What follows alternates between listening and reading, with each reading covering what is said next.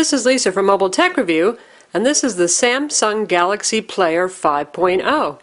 This is their 5-inch media player and uses the same naming convention as do their Android tablets. That is 5.0 means a 5-inch screen, 4.0 means a 4-inch screen, the 8.9 is the 8.9-inch tablet, and so on. This is not a phone, folks. This is just a multimedia tablet, and I suppose it competes with the iPod Touch. What does it have against the iPod Touch? Obviously a much bigger screen. This is a 5-inch display, so movies and photos look pretty awesome on it. It's not Super AMOLED, but it's very bright and colorful. Samsung never lets us down with display quality, but it is lower resolution than the Retina display. It's standard 800 by 480 pixel resolution display that's common for Android high-end phones. As we take a look around, you can see there's the micro USB port on the bottom and the headphone jack placed at the bottom. I'm not sure I like the headphone jack being down there, but that is what it is. Side, nothing here. Got a charm for lanyard. Up top we have the micro SD card slot under the little white door. And on this side we have volume controls and the power button. And on the back, big white tablet with a 3.2 megapixel camera and a flash. And there's a front VGA camera as well for video chat, Skype, and what have you. The Samsung Galaxy Player 5 sells for $269, and for $229 you can get the 4-inch. It runs Android OS 2.3.5 Gingerbread. That's currently the latest version of Gingerbread that's available, and as you can see it has Samsung TouchWiz software with the usual UI customization. We've got some of the usual Samsung widgets that we see on phones, like their Days, which is sort of like your diary and keep track of your appointments.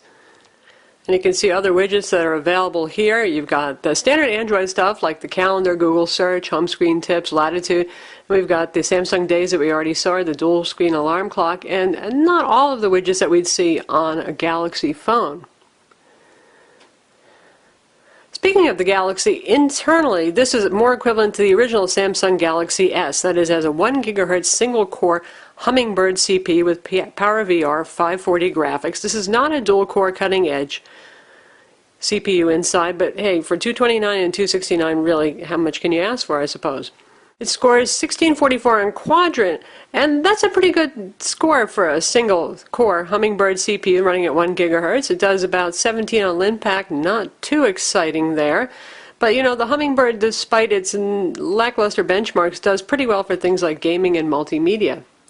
Speaking of multimedia, you've got Samsung's music player and video player down here, a quick shortcut to the internet, which is the full WebKit web browser with Adobe Flash 11, and access to your applications, and there's an FM radio on board, which requires the headphones to actually get reception, but it works well. Obviously a big, easy-to-use interface, and it can scan and save channels in your area. And we'll check out video playback using a 720p high-profile trailer, and that's pretty challenging stuff. This can play 1080p MPEG-4 as well, but not high profile.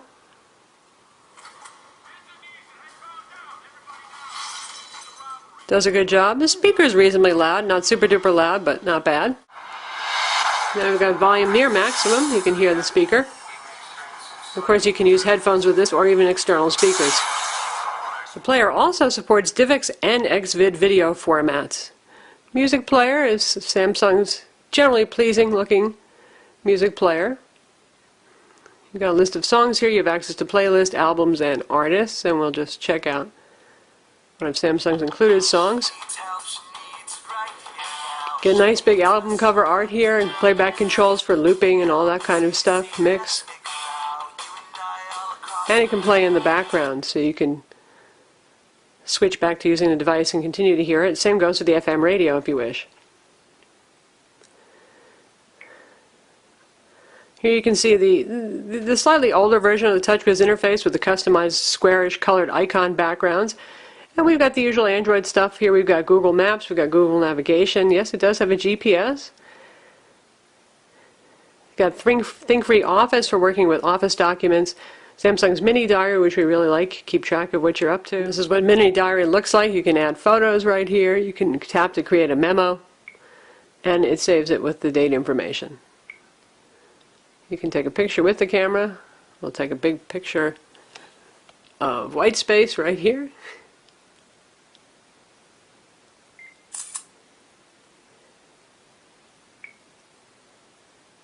And there it is. The Samsung Galaxy Player has a accelerometer, so screen orientation changes when you rotate the device. It does not have an ambient light sensor like the phones do.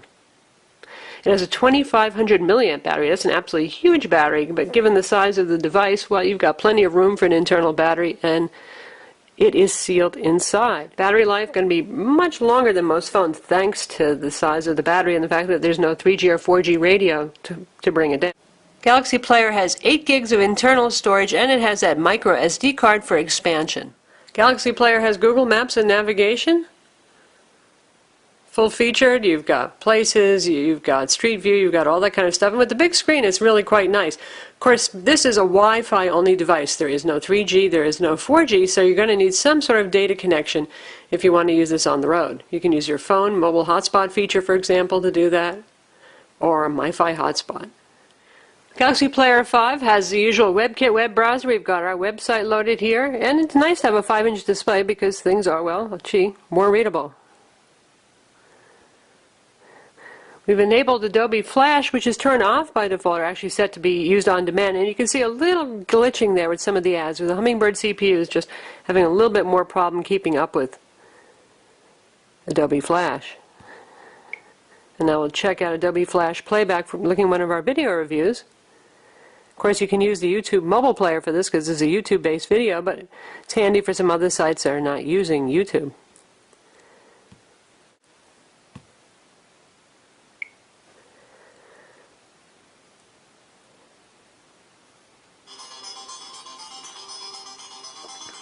And of course, this is over Wi-Fi.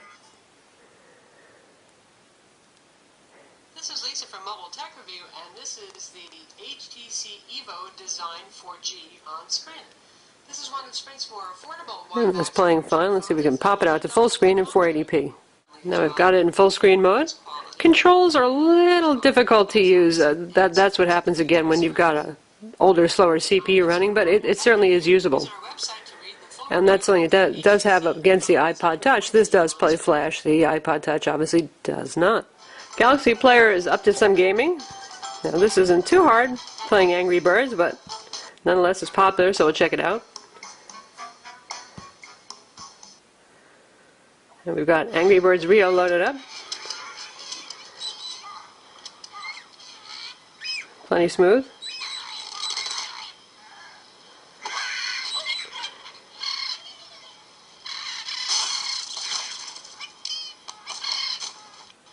And now we've got Heavy Gunner loaded up. It's one of the free games that's available on Samsung's application market.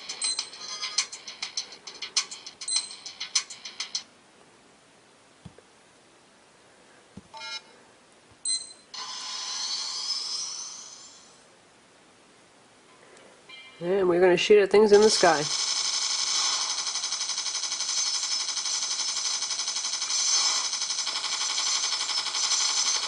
And again, that works pretty smoothly too. So that's Heavy Gunner. Now, as we mentioned, you get both the Android market and you get Samsung's application marketplace that we've also seen on Android tablets. We'll take a look at the Samsung App Store right now. So it starts out with a whole bunch of hot things, which, surprise, surprise, are Angry Birds. A couple things I've never heard of. There's the Samsung remote, by the way. This can control your smart Samsung TV. If you've got a Wi-Fi enabled Samsung TV, this can act as a remote control for it. It does not do other brands of TVs, however. You can take a look at new games here.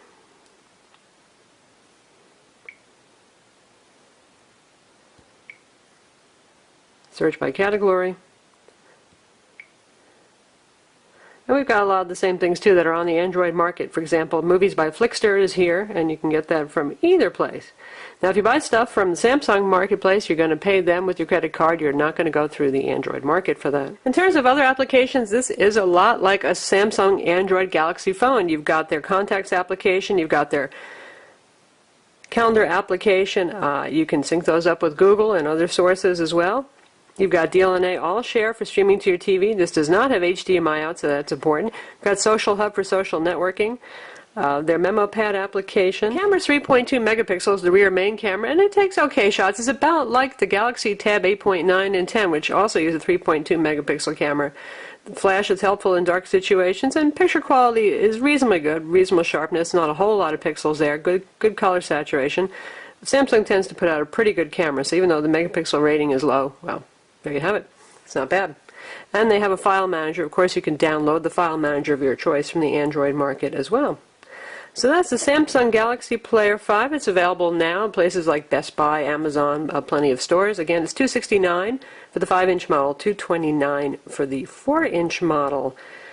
If you're thinking of this versus the iPod Touch, well, other than those of you who have very strong platform preferences, and we don't want to go there, some people feel very strongly about that, but what this adds over the iPod Touch is the larger display, the DLNA sharing without needing an Apple TV or any other kind of thing, and it can play Adobe Flash. What the iPod Touch brings is the iTunes Marketplace for videos and music, and if you're already using iTunes and syncing with that, well, that can be pretty appealing. And plenty of sources for multimedia stuff like Netflix and Pandora and Slacker, which is also available on the Samsung Galaxy Tab Player. In terms of games, obviously iOS has a much wider selection of games right now.